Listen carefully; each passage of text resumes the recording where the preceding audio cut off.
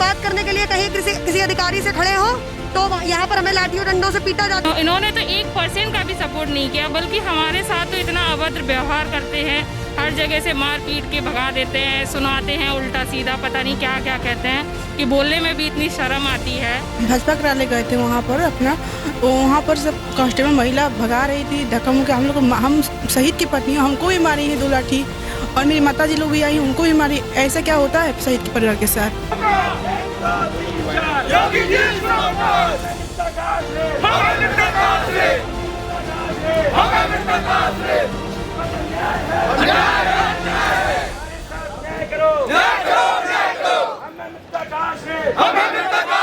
भैया, जैसा कि मैं आपका बैनर से पढ़ पा रहा हूँ, आप लोग का जो मुद्दा है वो ये है कि मृतक आश्रित है, उनको नौकरी नहीं मिल रही है।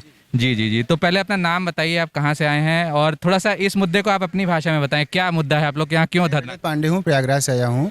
हाँ जी, हम लोग 2019 बैच के मृतक आश्रित हैं। अच्छा। इससे पहले हमारे पहले एक बैच बना था जिसमें 639 में 639 बच्चों में 442 पद दिए गए थे उप निरीक्षक के, और दूसरा बैच हमारा है जिसमें कि सिर्फ 29 पद ही दिए गए हैं 456 बच्चों के बीच में। अच्छा, तो आपके परिवार में किसकी मृत्यु हो गई? जी, मेरे पिताजी के। अच्छा, आपके पिताजी की जी मृत्यु हो गई। जी क्या जी करते थे वो? जी, सब इंस्पेक्टर थे प्रतापगढ़ में। प्रतापगढ़ में सब इंस्पेक्टर जी, थे। थाना बागरा है।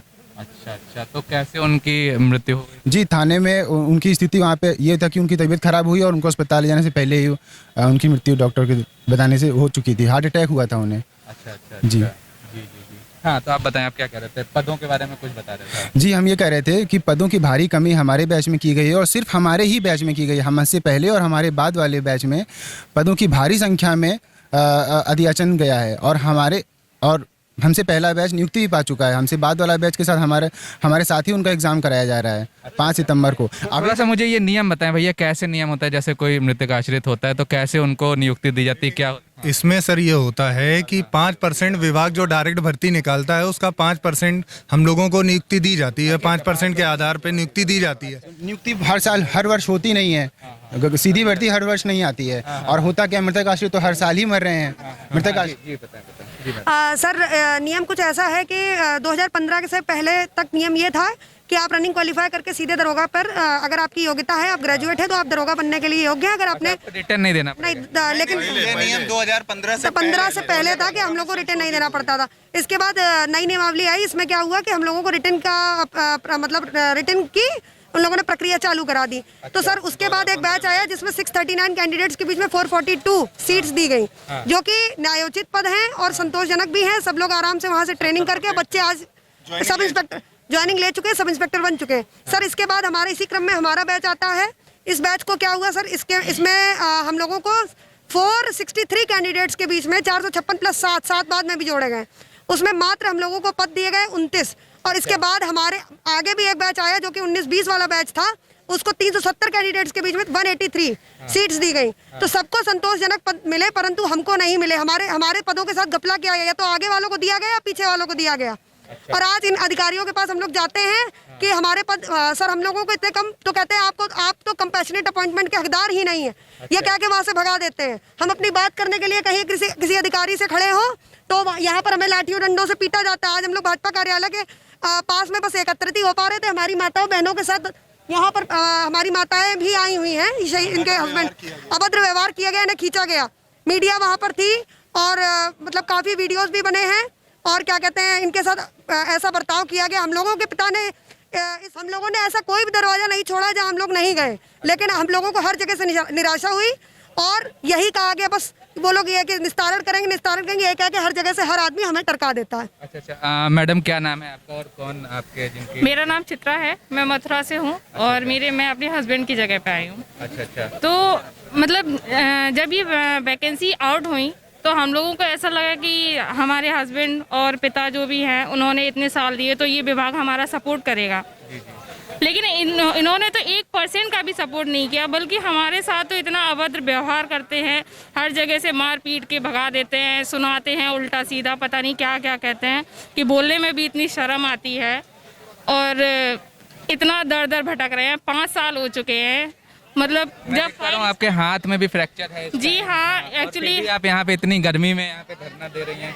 क्या करें सर, जब नौकरी लेनी होती है तो फिर बहुत मेहनत करनी पड़ती है उसके लिए। जब अगर ये विभाग साथ नहीं देगा तो हमें ऐसे ही टूटे फूटे शरीर के साथ आना मजबूरन है हमारी, कि हम लोग मजबूरी के साथ यहाँ पर खड़े हुए हैं इतनी गर्मी में। फिर भी योगी जी और ये प्रशासन को ये नहीं लग रहा है कि हमारे बच्चे जो या माताएं बहनें हैं यहाँ पे वो इतनी परेशान हैं, तो उनको हमें सपोर्ट करना चाहिए, उनको उचित पद देकर उनकी नियुक्ति देनी चाहिए ताकि वो अपने घर परिवार का भरण पोषण कर सकें। जी जी जी मैम, आप थोड़ा सा बताइएगा आपका क्या नाम है, और आपके साथी ने बताया कि आज आप लोगों ने भाजपा दफ्तर को घेराव करने की कोशिश की थी, तो उसके बाद क्या हुआ थोड़ा बताएं हमें।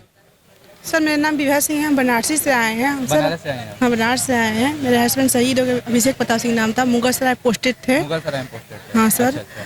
हम भाजपा कार्यालय गए थे वहाँ पर अपना, वहाँ पर सब कांस्टेबल महिला भगा रही थी धक्का मुक्का। हम लोग हम शहीद की पत्नी, हमको भी मारी है 2 लाठी, और मेरी माता जी लोग भी आई, उनको भी मारी। ऐसा क्या होता है शहीद के परिवार के साथ, बताइए। आपकी माता जी भी आई हैं, बनारस से आई हैं? हाँ हाँ, वो भी, उनको भी मारे गए हैं। अच्छा। और महिला कांस्टेबल मेरे हस्बैंड अभिषेक प्रताप सिंह थे, मुगलसरायपुर से जीआरपी में थे, एस्कॉर्ट ड्यूटी लेके जा रहे थे। तो जीआरपी में थे, एस्कॉर्ट ड्यूटी लेके जा रहे थे, तो मुठभेड़ में शहीद हो गए। और 2 बच्चे हैं, एक 3 साल के हैं, एक 2 साल के हैं। हम अपने बच्चों को छोड़ के आई हूँ, रो रहे हैं। आज यहाँ 4 दिन से आए हैं सर। और बच्चे, हाँ चौथा दिन है, और रो रहे हैं बच्चे कि मम्मा आप आओ। बताइए सर, इतना हम लोग संघर्ष कर रहे हैं, कोई उम्मीद नहीं है कि हम लोग को जब 2 साल से कहा, 6 साल से संघर्ष कर रहे हैं सर। 4-5 साल हो गया है। हाँ, हमारे हस्बैंड शहीद हो गया, इतने छोटे छोटे बच्चे छोड़कर हम लोग यहाँ आते हैं, कोई नहीं सुनता है हम लोग की बातें। मैडम आपका क्या नाम है, आप कहाँ से? मेरा नाम सुमन है, मैं यहाँ लखनऊ से हूँ, मेरी फाइल यहीं से चल रही है। अच्छा अच्छा जी। तो आपके पति थे? मेरे हस्बैंड जी, वो 2 सितंबर 2017 को बकरा ईद की ड्यूटी के लिए जा रहे थे, जो कि ऑन ड्यूटी एक्सपायर हो गए थे मेरे हस्बैंड। अच्छा अच्छा। जब वो ऑन ड्यूटी हुए, थाने से रवानगी थी, हर चीज़ थी, लेकिन फिर भी उनको इस सरकार ने ऑन ड्यूटी नहीं माना। अच्छा। उसके बाद हमने जब अपनी फाइल खोली तो हमने सब इंस्पेक्टर के लिए किया। अच्छा, हम लोग जो हैं सब अपनी योग्यता के अनुसार ही, मैं MPhil किए हुए हूँ, मैंने उस MA और MPhil किया हुआ है? मैंने अपनी योग्यता के अनुसार ही सब इंस्पेक्टर के लिए किया। उसके बाद मेरे 3 ऑपरेशन के होने के बाद भी मैंने रनिंग की, सब कुछ किया। चौथी बार भी ऑपरेशन हो गया रनिंग के बाद में, लेकिन आज भी रिजल्ट ये है कि हमारे पास जॉब नहीं है। अच्छा। हम सब लोग यहाँ धक्का खा रहे हैं। अच्छा, ये बताइए मैम, MPhil आपने किस सब्जेक्ट से किया और MA किन किन सब्जेक्ट से किया? मैंने सर अंग्रेजी, साहित्य, सोशियोलॉजी और समाजशास्त्र। अच्छा। हाँ जी, वो संस्कृत से किया। पढ़ाई लिखाई भी की है, रनिंग भी करी है, फिर भी सरकार ने नौकरी नहीं दी अभी तक। अच्छा अच्छा। जी मैम, आपका क्या नाम है, आप कहाँ से आई हैं? मेरा नाम वासु है, मैं बागपत से आई हूँ। बागपत से आई हैं जी।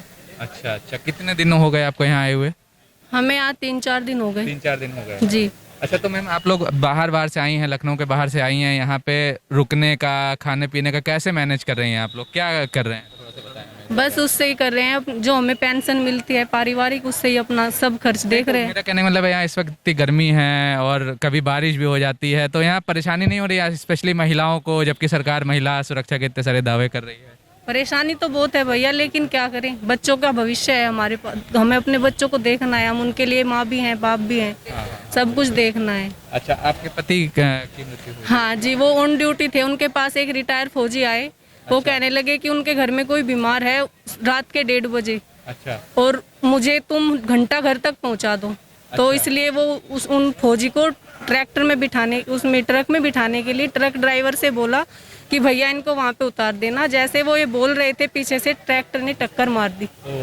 अच्छा जी। अच्छा, ये कब की बात है मैम? 1 जून 2018 की बात है। 2018 की बात है। 2018 के बाद से अब तक आप लोग भटक रहे हैं? जी। आपको नहीं मिला। जी मैम, आप कहाँ से हैं? मैं बागपत से आई हूँ। मेरा नाम, हाँ जी, मेरा नाम सारोल है।